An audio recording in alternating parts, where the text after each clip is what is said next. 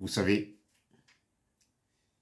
quand vous choisissez un entourage des hommes et des femmes qui n'ont jamais travaillé dans leur vie, qui ne se sont jamais réveillés le matin pour aller travailler et gagner dignement leur vie, votre gouvernance est vouée à l'échec. Et étant donné que cet entourage est conscient pendant la gouvernance de cette conscience, ils se disent qu'ils n'ont que 5 ans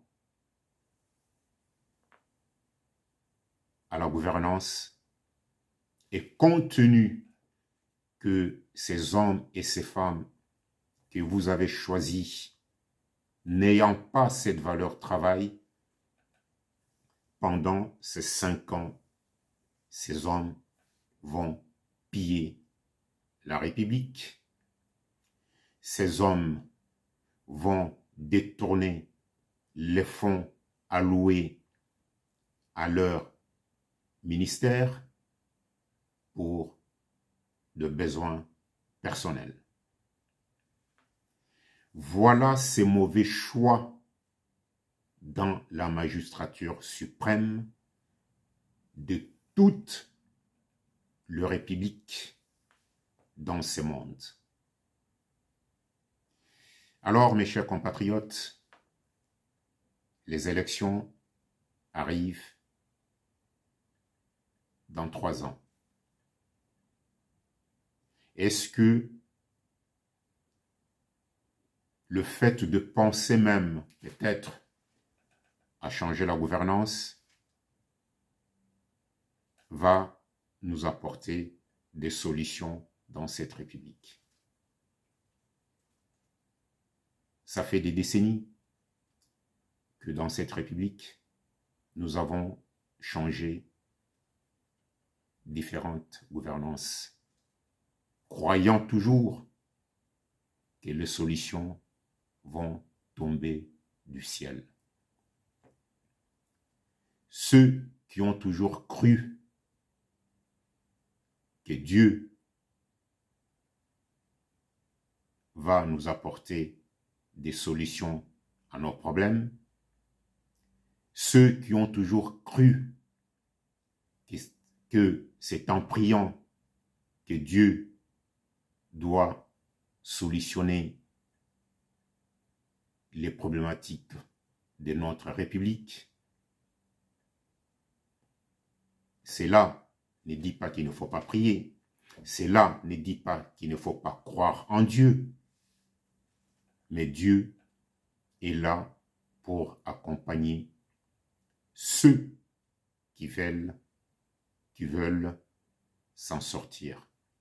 Dieu est là pour exaucer les prières de ceux qui veulent apporter des solutions à leurs problèmes.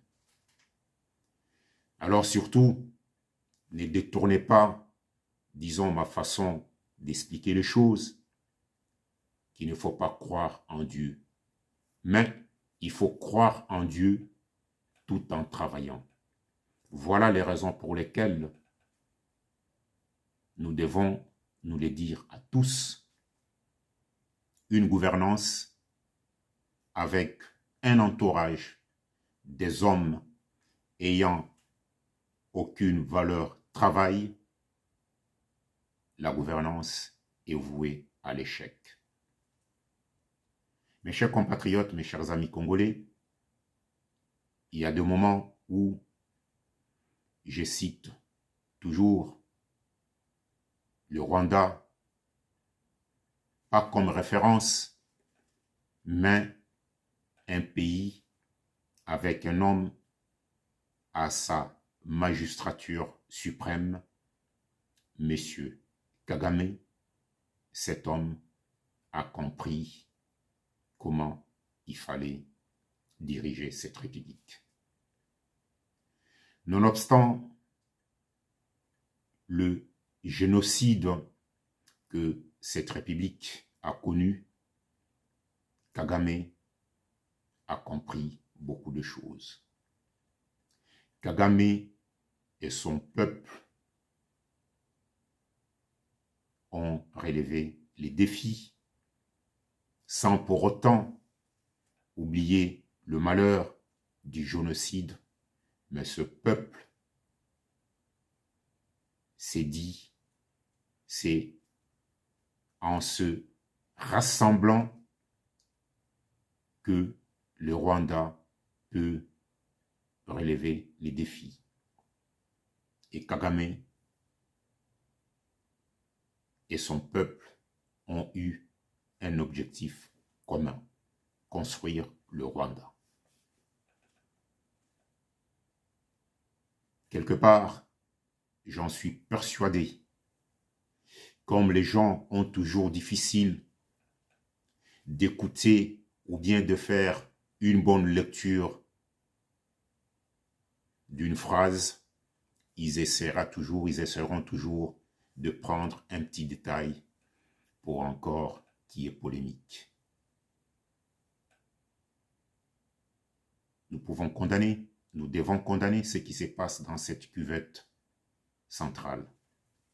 Mais c'est à nous les Congolais d'apporter des solutions à la situation actuelle de notre République. Mes chers amis, il y a des fois, quand on suit les interventions de beaucoup d'entre nous, les gens y pensent, puisqu'ils vont crier, que les gens vont les entendre. Non. Tant qu'on n'a pas d'argument pour défendre ou pour condamner un acte, le fait de crier, ça n'apporte pas de solution. Ça fait 2 ans que Tshisekedi est au pouvoir. Tout est la faute de Tshisekedi. Il pleut, c'est la faute de Tshisekedi. Il y a une inondation, c'est la faute de Tshisekedi. Il n'y a pas de route dans cette république, c'est la faute de Tshisekedi.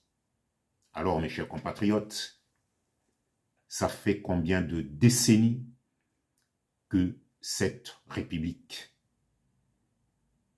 dans son urbanisme, rien n'a été entretenu comme il fallait.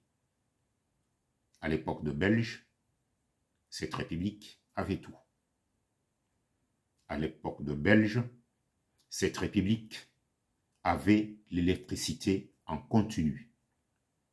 À l'époque de Belge, cette république avait l'eau courante dans toute sa globalité. Et Tshisekedi, c'est là, ne fait que 2 ans que cet homme est au pouvoir. Sans le défendre, sans chercher à esquiver le problème de cette république. Vous croyez sincèrement qu'au bout de 2 ans, que cette personne, Monsieur le Président Félix Tshisekedi, devait apporter des solutions dans cette république? Nous en sommes conscients. Tout le monde est conscient. Quand on prend la direction d'une entreprise, on épouse aussi ses problèmes. De même pour une république. Mais il y a un temps pour apporter des solutions. Il y a aussi des paramètres qui nous échappent tous dans cette république. À la magistrature suprême, il faut savoir s'entourer. À la magistrature suprême, il faut savoir faire sa sélection. À la magistrature suprême, il y a une valeur qu'il faut mettre autour et dans son entourage. ce qu'on appelle la valeur travail. Il ne faut jamais gouverner avec des hommes et des femmes qui, dans leur vie, n'ont jamais travaillé. Il ne faut jamais gouverner avec des hommes et des femmes qui, dans leur vie, ne se sont jamais réveillés à 4 heures du matin, 5 heures du matin, 6 heures du matin, pour sortir de leur domicile, aller travailler. Il ne faut jamais gouverner avec des gens qui ne connaissent même pas ce que c'est une fiche de paie. Il ne faut jamais gouverner dans cette République avec de soi-disant hommes d'affaires qui n'ont jamais payé des taxes, qui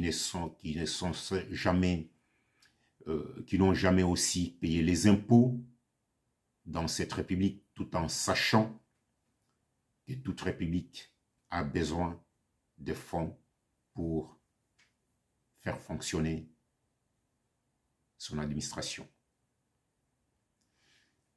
Tout est lié à l'entourage pour une bonne gestion. Alors, mes chers compatriotes, ne cherchons toujours pas un bouc émissaire. Il est à la magistrature suprême, bien entendu, il doit apporter des solutions. Ces solutions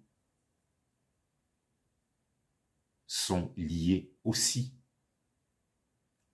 à notre pragmatisme politique. Alors, mes chers compatriotes, mes chers amis,